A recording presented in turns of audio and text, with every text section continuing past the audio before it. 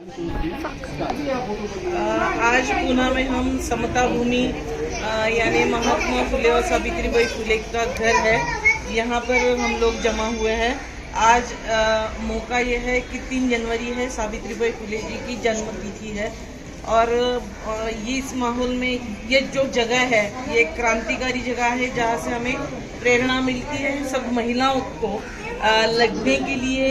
आजकल की जो शिक्षा नीति बन रही है उस संदर्भ में कुछ सोचने की प्रेरणा और ये पूरा माहौल आज बना हुआ है। अगर हम उसे बदलना चाहते हैं तो उसको बदलने के लिए एक विचारधारा की आवश्यकता होती है और ये ऐसी जगह है जहाँ से हम एक मुक्तिदायी विचारधारा लेके चल सकते हैं।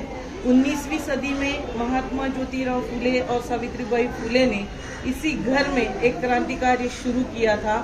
तब के ज़माने में छुआछूत ये बहुत मायने में थी और जबकि पानी का हक भी लोगों को नहीं था। माने अगर हम अछूत है तो हमें पानी का अधिकार नहीं है, ऐसे कहा जा रहा था, वो प्रैक्टिस में था। और यही वो जगह है जहाँ से पानी ये किसी की मक्तेदारी वाली चीज़ नहीं है। पानी पीने का, पानी सबको मिलने का अधिकार है और इसलिए ये जो घर में की इनकी बावड़ी है, इस बावड़ी में का पानी एक क्रांतिकारी घोषणा हुई थी कि जिसको प्यास है, जो पानी चाहता है वो यहाँ आए और हमारे इस बावड़ी में से पानी लेकर जाए। तो आज हम देख रहे हैं कि पानी ये बहुराष्ट्रीय कंपनियां हैं जो बोतल में बंद कर रही है और 19वीं सदी में यही बावड़ी एक क्रांतिकारी बावड़ी इसलिए है कि ये यहाँ से एक संदेश दिया गया था कि पानी का हक सबको बराबरी से मिलेगा और उसकी नींव इस जगह से रखी गई थी। यहाँ पे हम देख रहे हैं एक रूम है जो रूम पे लिखा गया है बाल हत्या प्रतिबंधक गृह। माने 19वीं सदी में जो विधवाएं होती थी बचपन में शादी और इसलिए वो जल्दी विधवा हो जाती थी और वो विधवा होने के बावजूद अगर प्रेग्नेंट रही तो सारा दोष उसी के माथे पर दिया जाता था। तब महात्मा फुले जी ने ये कहा कि तुम विधवा हो और तुम्हारे पेट में अगर बच्चा है, अगर तुम चाहती हो माँ बनना तो तुम्हें अधिकार है और जो विधवाएं माँ बनना चाहती है वो हमारे यहाँ आए और यहाँ से प्रेगनेंसी का पूरे उनकी जो देखभाल है वो सावित्रीबाई, सगुणाबाई, फातिमा शेख ये सब सहेलियों ने की और उसी रूम में वो जच्चा बच्चा की रूम है जहाँ पे वो प्रेगनेंसी पूरी होती थी। तो ये एक अपने आप में कि आप विधवा हो इसलिए जिन्होंने आप पे अत्याचार किया वे मेल डोमिनेंस वाला जो कल्चर है वो उसके लिए जिम्मेदार है, ना कि वो विधवा। तो वो जो विधवा है उसको माँ बनने का अधिकार है।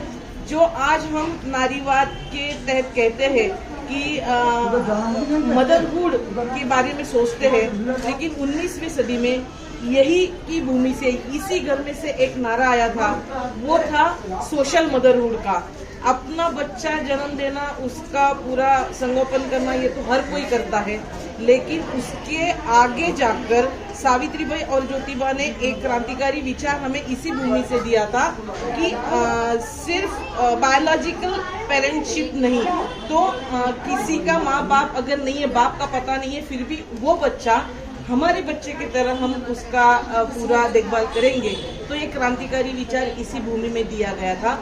ये जो घर है इसके सामने 25 दिसंबर 1873 में पहला सत्यशोधक मैरिज खुद सावित्रीबाई ने लगाया था। ये आज हमें याद करना चाहिए कि क्योंकि जो अभी पूरे ये ब्याह या शादी ब्याह होते हैं वो वैदिक रीति रिवाज से होते हैं, जिसमें ब्राह्मण पुरोहित आता है, पंडित आता है और संस्कृत मंत्र बोलता है जो हमें कुछ पता भी नहीं है और उसी में वो हमें शूद्र कह के जाता है।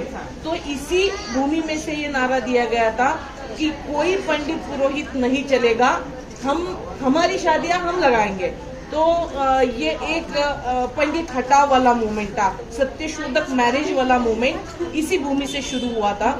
आज मुझे उस घटना याद आ रही है कि इसी पूना में काशीबाई करके एक बच्ची थी, बहुत सारी काशीबाई आपको हमको पता है, लेकिन एक बच्ची थी जो विश्राम राम जी घोले सत्यशोधक समाज था उसके पहले अध्यक्ष था, प्रेसिडेंट जो थे उनकी बच्ची वो स्कूल में जाने लगी, पढ़ने लगी, तो समाज में से कुछ लोगों ने उसके अनाज में कांच कूटकर उसको खिलाई और वो उसकी डेथ हो गई थी।